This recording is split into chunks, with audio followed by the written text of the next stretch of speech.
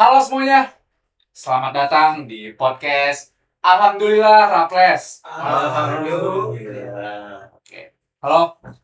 Sebelumnya perkenalkan nama saya Dayan Soma Hidayat. Di sini saya sebagai host, yang dimana nanti saya akan mempertanyakan kepada tamu-tamu spesial saya, 4 orang di sini yang Perkenalkan, nama saya Habis Syafali dulu. alhamdulillah. Nama saya Sultan Apal Hasan. Haikal Sipun Miris Farid. Dan saya Arsa Alfian Dan perkenalkan nama saya Ibnu Darmawan bin Asegaf. Oke, terima kasih.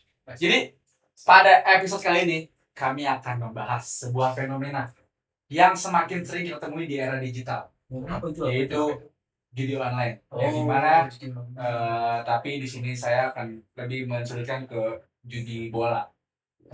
Oke. Ya, judi bola online. Iya betul. Jadi perkembangan teknologi dan internet membuat berbagai aktivitas menjadi lebih mudah dilakukan, termasuk perjudian yang kini dapat diakses hanya melalui telepon genggam. Sebagian orang menganggap judi bola sebagai hiburan dan cara untuk menambah penghasilan. Namun di sisi lain, aktivitas ini juga menimbulkan berbagai dampak negatif, baik dari segi ekonomi, psikologis, sosial, maupun hukum. Untuk membahas topik kali ini secara lebih mendalam, saya tidak sendiri. Sudah ada 4 teman saya yang akan membahas dari berbagai sudut pandang. Kita mulai dari latar belakang dan alasan mengapa judi bola begitu populer di masyarakat. Terima kasih Bung Dayan atas pembukaannya. Jadi menurut saya tuh judi bola itu perjudian yang memanfaatkan pertandingan sepak bola sebagai objek taruhan. Popularitas olahraga sepak bola ini yang sangat besar membuat jenis perjudian ini banyak diminati oleh masyarakat. Menurut berbagai laporan dan pemberitaan, perkembangan internet dan media sosial turut mempermudah penyebaran situs-situs perjudian online. Selain itu, banyak iklan yang menjanjikan keuntungan besar dalam waktu singkat sehingga menarik perhatian masyarakat. Banyak orang yang awalnya hanya mencoba-coba, icip-icip gitu, karena mengikuti teman-teman atau sekedar FOMO atau gimana. Nah itu menambah keseruan saat menonton pertandingannya gitu, kayak ayo video nanti kita dapat duit. Dapat euforianya gitu. Iya, betul. Oke. Nah itu bukan jadi hal-hal yang baru di sini, tapi udah di mana-mana itu. Aduh, di Indonesia sudah banyak. Baik, terus. Jadi menurut kamu apa yang membuat judi bola begitu diminati oleh banyak orang? Menurut saya karena ada beberapa faktor ya. Pertama itu karena sepak bola olahraga yang sangat besar, itu banyak dikenali oleh masyarakat. Ya betul. Nah yang kedua juga adanya memperoleh keuntungan secara cepat. Karena gede banget olahraganya, klub-klub juga banyak, jadi kita bisa naruh banyak juga kan. Nah itu tuh yang bikin itu tuh. Terus yang ketiga, aksesnya mudah melalui internet. Nah itu kan banyak tuh judi online, banyak banget iklannya, ada ini situs itu, banyak banget pokoknya kan. Jadi tinggal asal pencet masuk, wah Udah pasang gitu. udah tinggal Jackpot pasang, gitu, jackpot gitu. Betul. Oke. Memang tuh. Jadi karena itulah sepak bola tuh bukan hal-hal yang nggak bisa disangkut pautkan ya. Gitu. Baik, terima kasih. Oke, selanjutnya kita akan membahas dari sisi ekonomi. Boleh dijawab? Siapa? Mungkin dari sisi ekonomi ini lumayan agak banyak ya. Iya. Karena banyak orang bermain judi ini karena menganggapnya sebagai cara cepat mendapatkan uang.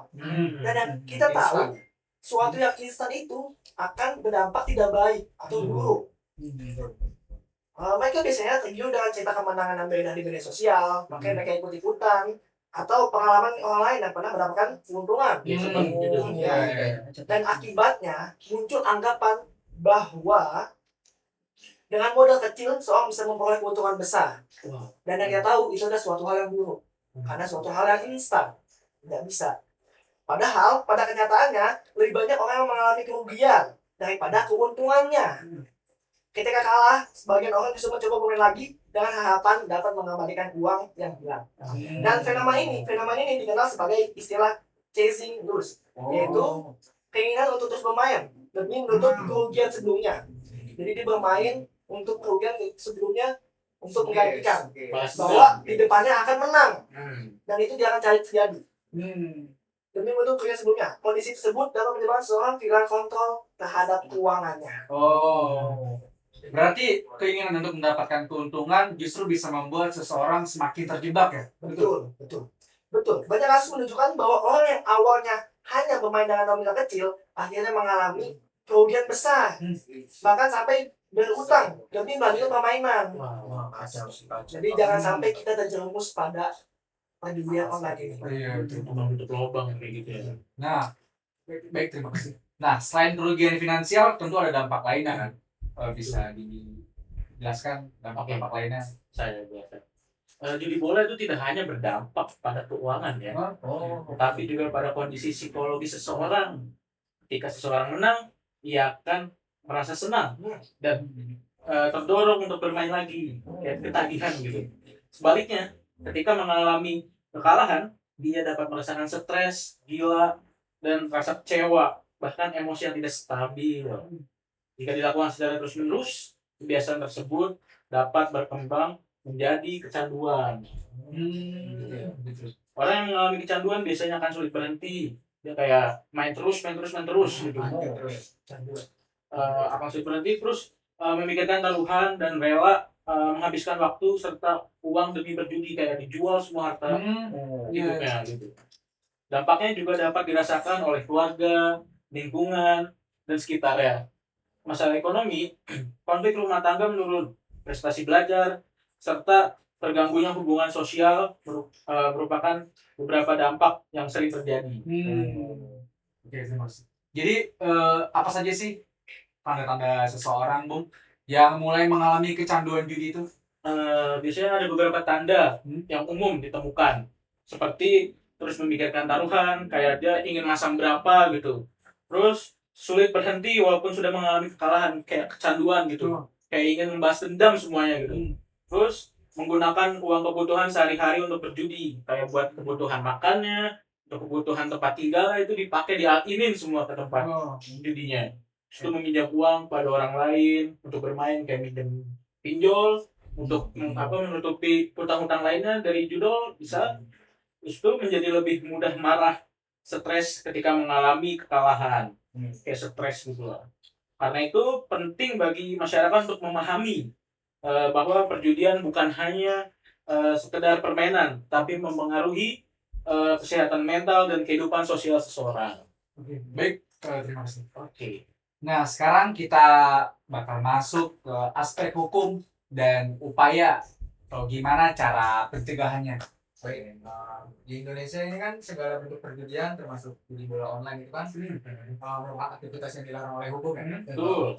Nah, pemerintah ini melalui berbagai instansi terus melakukan upaya pemberantasan seperti mulai dari blokir situs judi online, terus juga meningkatin edukasi kepada masyarakat mengenai bahaya judi online itu.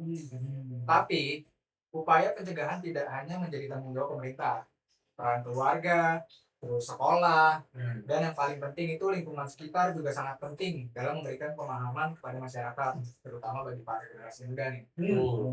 Selain itu, masyarakat juga perlu meningkatkan literasi digital agar tidak mudah terpengaruh oleh iklan atau promosi yang menjanjikan keuntungan secara instan. Baik. Menurut kamu apa yang bisa dilakukan agar generasi muda tidak mudah terjerumus? Menurut saya sih edukasi sejak dini sih sangat penting. Iya, betul. Terus selain itu juga generasi muda perlu diarahkan pada kegiatan yang lebih positif, seperti olahraga, organisasi, seni, terus pengembangan keterampilan yang dapat memberikan manfaat bagi masa depan mereka. Jadi lingkungan sangat mempengaruhi ya, Bung? Lingkungan sangat-sangat mempengaruhi perkembangan orang tersebut. Oke. Sebelum kita akhiri, saya ingin bertanya kepada semuanya. Menurut kalian, apakah judi bola lebih banyak memberikan manfaat atau justru kerugian? Kalau menurut saya sih lebih banyak kerugian ya, karena itu cuman bersifat sementara, tapi kok orang-orang malah pada kayak nambah terus gitu loh. Ya harusnya harus di stop sih. Resikonya jauh lebih besar. Menurut saya dari sisi ekonomi, keuntungan memang mungkin terjadi, tapi peluang kerugiannya itu lebih besar daripada keuntungan yang akan terjadi. Jadi jauh lebih besar dan dapat mengganggu kondisi keuangan seseorang. Jadi jangan sampai lah terjerumus di dalamnya. Kalau dari saya ya, secara sisi psikologinya dan sosial, dampaknya itu bisa sangat serius banget, terutama jika seseorang sudah mengalami kecanduan, terus akan berhenti, terus akan terpikir bagaimana cara dia membalas dendam untuk menutupi segala kekalahannya. Itu sih kalau dari sisi psikologinya. Kalau menurut saya, buat judi online ini selain melanggar hukum, aktivitas ini juga dapat merugikan diri sendiri dan juga orang-orang di sekitar. Baik, mungkin dari pembahasan hari ini dapat disimpulkan bahwa fenomena judi bola menjadi semakin mudah ditemui seiring berkembangnya teknologi dan internet ya. Meskipun sebagian orang menganggapnya sebagai hiburan atau cara memperoleh keuntungan, tapi pada kenyataannya judi bola memiliki berbagai risiko yang dapat mempengaruhi kondisi ekonomi, kesehatan mental, hubungan sosial, serta bertentangan dengan hukum yang berlaku di Indonesia. Benar. Oleh karena itu diperlukan kesadaran dari setiap individu, dukungan keluarga, serta edukasi yang baik agar masyarakat tidak mudah terjerumus dalam praktik perjudian. Terima kasih kepada teman-teman yang telah berbagi Terima kasih. pendapat, Terima kasih. dan terima kasih juga kepada para pendengar yang telah menyimak podcast kami. Oke, saya dan Sauma selaku host beserta teman-teman pamit undur diri. Sampai jumpa pada episode berikutnya. Terima kasih. Sampai jumpa.